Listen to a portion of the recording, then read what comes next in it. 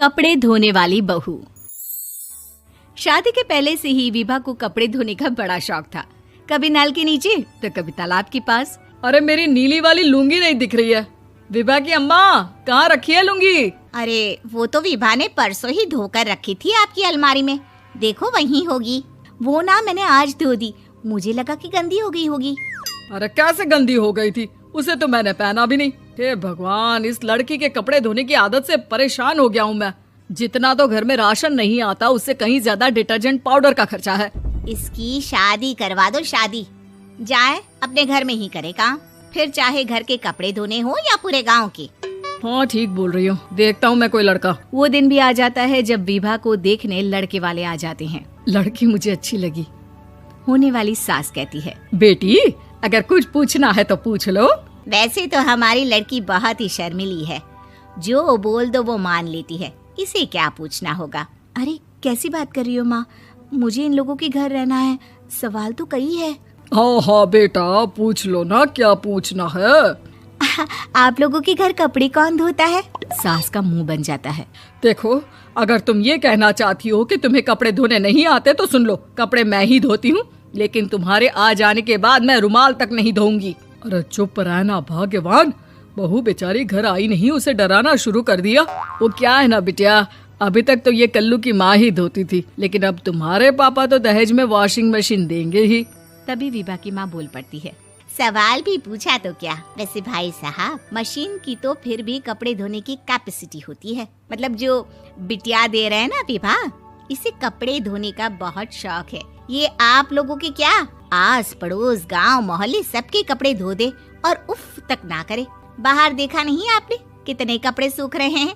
सब हमारी बिटिया ने ही तो धोए हैं। बस भी करो ना माँ, शर्म आ रही इतनी तारीफ सुनकर।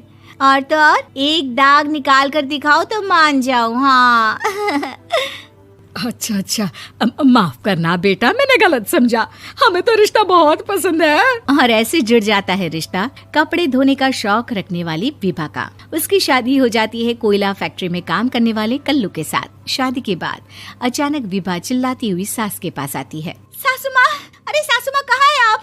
ये तो धोखा है, धोखा दिया आप लोगों ने मुझे। इसे ससुर के चक्कर के बारे में पता चल गया। अरे तो उसमें तुझे क्यों धोखा मिला है? अरे नल में पानी नहीं आता, कपड़े कैसे कब धुलेंगे? अच्छा, तू पानी नहीं आ रहा उसकी बात कर रही है। तो आपने क्या सोचा?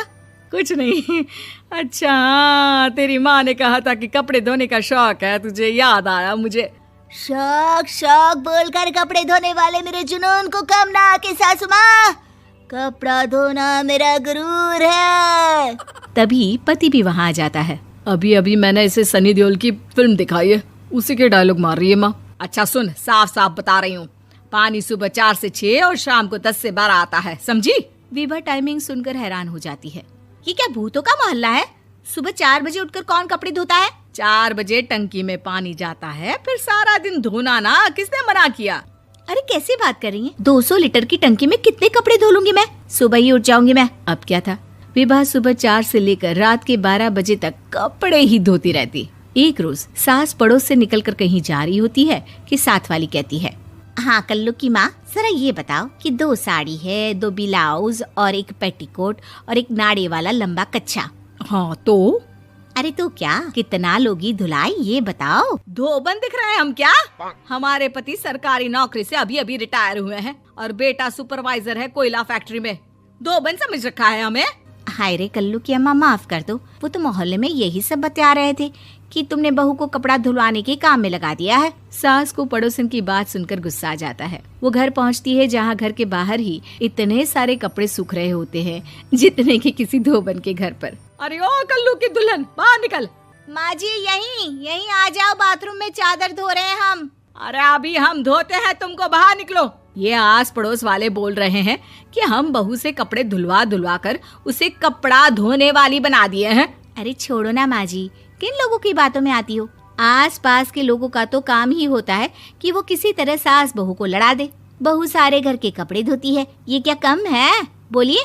सास को भी लग जाता है कि वो बहू का ये सनकीपन नहीं छुड़वा सकती, इससे अच्छा है कि खुद ही चुप हो जाए। एक रोज सास और बहू मंदिर जाते हैं, जहाँ सास की साड़ी वहाँ खड़ी भीख मांगने वाली से मिलती है। माँ जी क्या बात है, आपकी साड़ी उस भिखारन से कितनी मिल रही है ना? हाँ हाँ देखो तो, दोनों की साड़ी मिल रही है। क्या बात है कल्लू की अम्मा, तुम खुद को तो अफसर की बीवी बताती हो और ऐसी सिंपल सी प्लेन साड़ी पहनकर घूमती हो। सिंपल और प्लेन नहीं है ये साड़ी। तो क्या सोने के धागे से फूल बने हैं? कुछ भी सासू माँ, कुछ भी। हाँ बने थे इस साड़ी में सोने के धागे से फूल। मेरे पति लेकर आए थे मद्रास से स्पेशली मेरे लिए 10,000 की।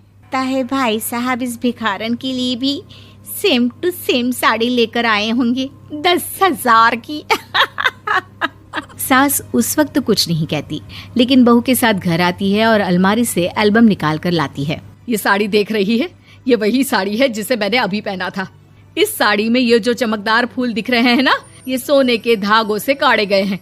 लेकिन तू लोकल वॉशिंग मशीन ब्रश से घिस घिस कर सारे फूलों को निकाल कर साड़ी प्लेन कर दी।